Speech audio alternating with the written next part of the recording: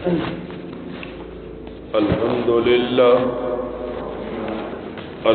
لله وكفى وسلام على عباده الذين اصطفى خصوصا على سيد الرسل وخاتم الأنبياء أما بعد فأعوذ بالله من الشيطان الرجيم بسم الله الرحمن الرحيم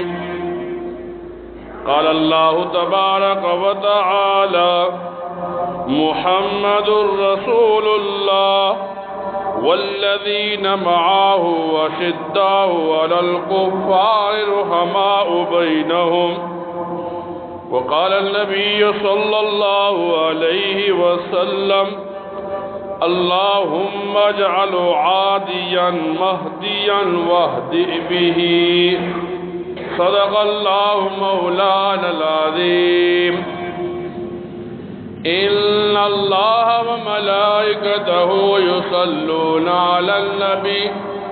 يا أيها الذين آمنوا صلوا عليه وسلموا تسليما اللهم صل على محمد وعلى آل محمد كما صليت على إبراهيم وعلى آل إبراهيم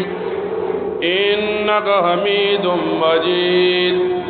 اللهم بارك على محمد وعلى آل محمد كما باركت على إبراهيم وعلى آل إبراهيم إنك حميد مجيد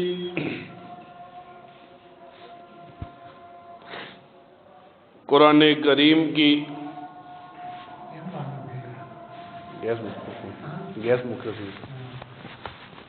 قرآن کریم کی ایک آیت مبارکہ اور نبی کریم صلی اللہ علیہ وسلم کی حدیث مبارکہ تلاوت کی۔ نبی کریم صلی اللہ علیہ وسلم حضرت امیر معاویہ کے لیے دعا فرما رہے ہیں کہ اے میرے رب امیر معاویہ کو ہدایت والا بنا اور لوگ اس سے ہدایت پکڑے۔ رجب المرجب کا یہ جو مہینہ شروع ہوا، اس مہینے کی 22 تاریخ کو جب 22 رجب ہوتا ہے تو حضرت امیر معاویہ کی وفات کا دن ہوتا ہے، تو مسلمانوں کو بتایا جاتا ہے کہ اس عظیم شخصیت کی وفات کا یہ دن ہے جس نے قریباً نصف زمین کے اوپر بادشاہت کی اور اسلامی نظام کو نافذ کرنے کی کوشش کی۔ سیرت کی کتابوں میں یوں آتا ہے کہ حضرت امیر معاویہ نے جب نبی کریم صلی اللہ علیہ وسلم عمرۃ القضاء کرنے گئے تو امیر معاویہ نے اسلام قبول کیا۔ اب سارے صحابہ موجود تھے لیکن نبی علیہ السلام نے حکم دیا کہ امیر معاویہ کو بلاؤ۔ حضرت امیر معاویہ آئے تو نبی علیہ السلام نے ان سے کہا اب یہ میرے بال کاٹو، حجامت بناؤ۔ تو مورخین لکھتے ہیں نبی علیہ السلام نے عمرۃ القضاء کے دن خوشی کے طور پر حضرت امیر معاویہ کو اپنا وہ چولا دے دیا جو آپ نے پہنا ہوا تھا۔ تو فرماتے ہیں جب وفات کا وقت آیا تو حضرت امیر معاویہ کے کفن میں نبی علیہ السلام کے اس کرتے کو رکھ دیا گیا۔ جب بندہ تاریخ کی کتابوں کو اٹھاتا ہے تو ملتا یوں ہے کہ نبی علیہ السلام فتح مکہ کے دن جب مکہ کو جاتے ہیں تو 2 جگہ کو امن کی جگہ بنا دیتے ہیں، اور نبی علیہ السلام یوں ارشاد فرماتے ہیں من دخل فی بیت اللہ فقد آمن کہ جو آدمی اللہ کے گھر کعبۃ اللہ میں داخل ہو گیا وہ امن والا ہو گیا۔ من دخل دار ابی سفیان فقد آمن، اور جو حضرت امیر معاویہ کے والد ابو سفیان کے گھر میں داخل ہوا وہ امن والا ہو گیا۔ یعنی کتابیں ہمیں اس بات کی طرف رہنمائی کر رہی ہیں کہ نبی کریم صلی اللہ علیہ وسلم کے ساتھ جتنے بھی صحابہ اکرام شامل تھے ہر صحابی محفوظ تھا، یعنی اگر بشری تقاضے کے مطابق کوئی تھوڑا بہت گناہ ہو بھی جاتا، غلطی ہو بھی جاتی، تو اللہ تعالیٰ دنیا ہی میں اس کی خلاصی کر دیتے۔ فرماتے ہیں یوں آتا ہے تاریخ کی کتابوں میں،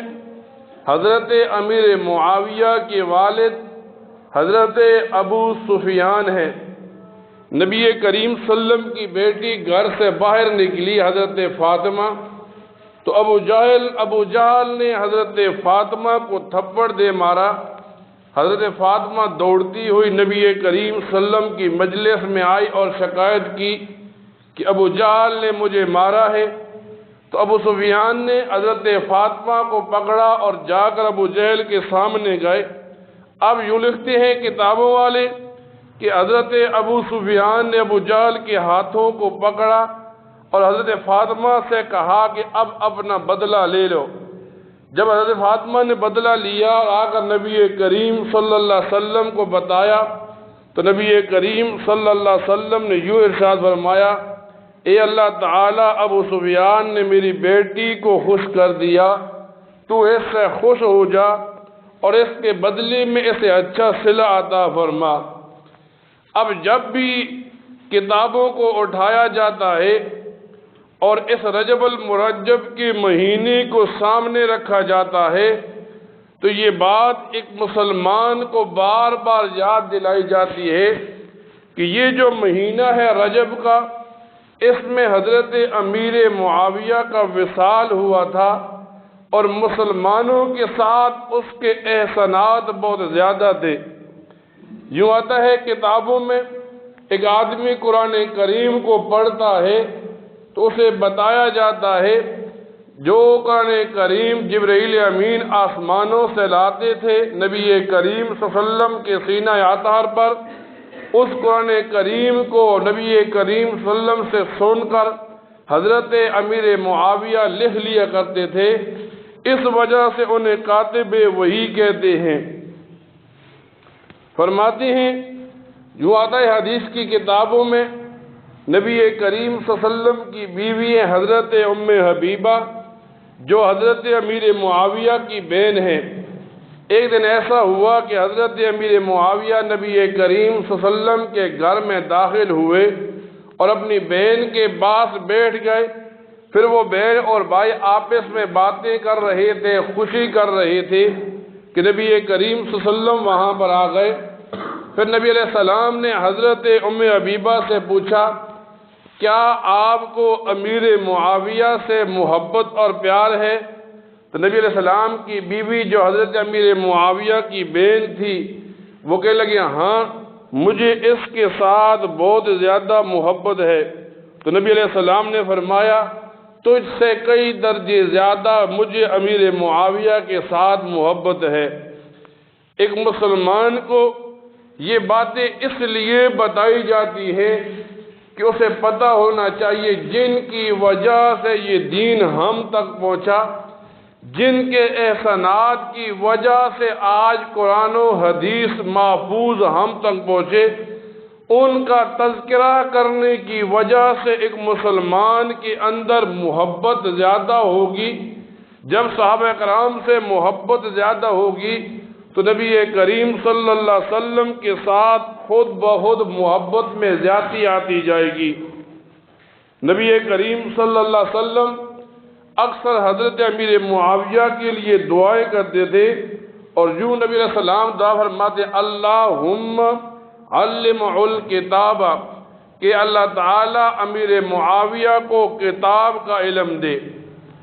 آج ایک مسلمان جب نبی علیہ السلام کے زمانے سے 1400 سال دور ہو گیا، اب وہ تاریخ کی کتاب کو اٹھاتا ہے، تاریخ کی کتاب کو پڑھتا ہے، تو کچھ کتابیں لکھنے والوں نے یوں لکھ دیا، اس نے اس بات کو یوں پیش کرنے کی کوشش کی کہ حضرت امیر معاویہ حضرت علی المرتضیٰ کے مخالفین میں سے تھے۔ لکھنے والوں نے یوں لکھا کہ حضرت امیر معاویہ حضرت علی المرتضیٰ کے مقابل میں تھے، اور بعض نے تو یوں لکھا کہ حضرت امیر معاویہ حضرت علی المرتضیٰ کی خلافت کے منکر بھی تھے اور آپ سے خلافت چھیننا بھی چاہتے تھے۔ اب ایک مسلمان کو اتنا علم ہو، جب حضرت عثمان غنی کو شہید کر دیا گیا اور مسلمانوں کے چوتھے خلیفہ حضرت علی المرتضیٰ کو بنا دیا گیا، تو حضرت امیر معاویہ کا صرف ایک ہی سوال تھا کہ حضرت عثمان غنی کے قاتلوں سے قصاص لی جائے۔ پھر بعض ایسے لوگ ہیں جو صحابہ کرام کے دشمن ہیں، دین کے دشمن ہیں، اب وہ اس بات کو اچھالنے کی یوں کوشش کرتے ہیں کہ حضرت علی اور حضرت امیر معاویہ آپس میں لڑ رہے ہیں۔ اب جب یہ دونوں لڑ پڑے تو یہ بات تو ثابت ہوگی، ایک حق پر ہوگا، ایک جھوٹ پر ہوگا، لیکن یوں آتا ہے کتابوں کے اندر، ان کے ساتھ صحابہ کرام کی جماعت تھی۔ کسی نے حضرت ابو ہریرہ سے سوال پوچھا کہ حضرت علی حضرت امیر معاویہ کی جو جنگ ہوئی تھی آپ کہاں تھے؟ تو حضرت ابو ہریرہ فرمانے لگے، میں جنگ کے وقت میں لشکر میں حضرت علی کی تھا، جب نماز کا وقت ہوتا تھا تو میں علی کے لشکر میں چلا جاتا تھا، اور جب کھانے کا وقت ہوتا تھا تو امیر معاویہ کے لشکر میں چلا جاتا تھا، اس لیے کہ نماز حضرت علی اچھی پڑھاتے تھے اور کھانا حضرت امیر معاویہ اچھا کھلاتے تھے۔ پھر یوں آتا ہے، جب حضرت امیر معاویہ حضرت علی کے درمیان جنگ ہو گئی، اب دونوں طرف شہید پڑے ہیں۔ کسی آدمی نے سوال اٹھایا، اب یہ دونوں طرف قاتلین پڑے ہیں، کون سے شہید ہیں؟ تو حضرت علی المرتضیٰ فرمانے لگے، دونوں طرف کے جو قاتلین ہیں سب شہید ہیں۔ ایک آدمی سوال اٹھاتا ہے، جب دو آدمی لڑتے ہیں کیسا ہو سکتا ہے کہ دونوں حق پر ہوں؟ تو اسے قرآن کریم کی مثال بتائی جاتی ہے۔ قرآن کریم تو نبیوں کی مثال بیان کرتا ہے کہ حضرت موسیٰ علیہ السلام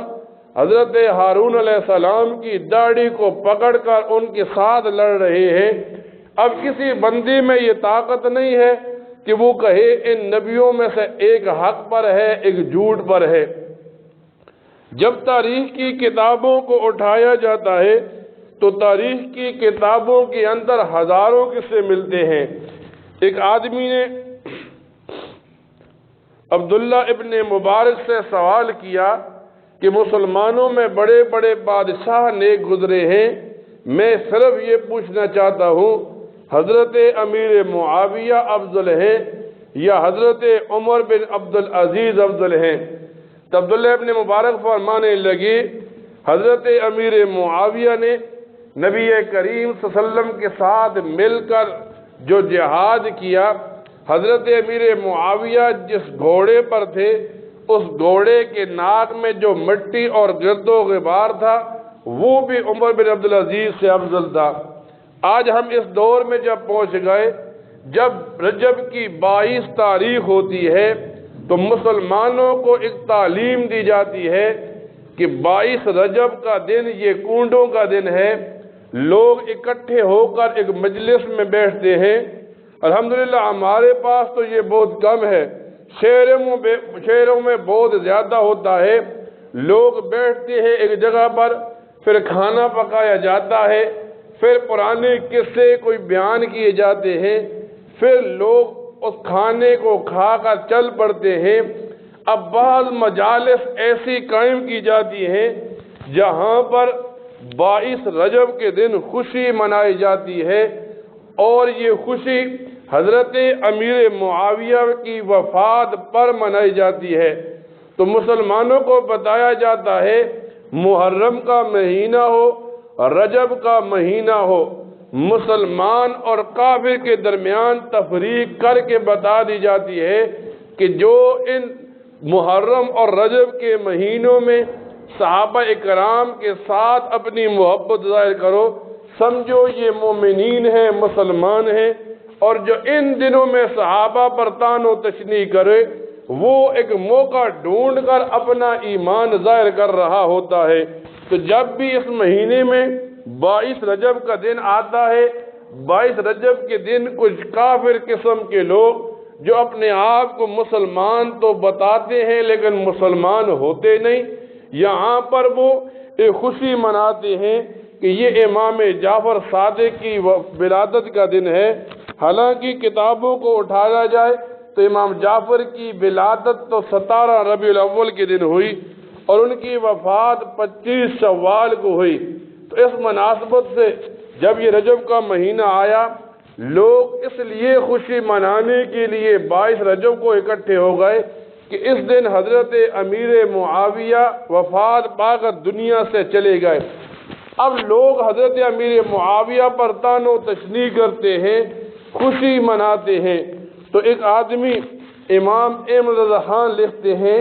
جو آدمی حضرت امیر معاویہ کو برا کہے فَإِنَّهَا قَلْبٌ مِّن كِلَابِ النَّارِ، کہ وہ جہنم کے کتوں میں سے ایک کتا ہے۔ پہلے تو جہنمی کہہ دیا،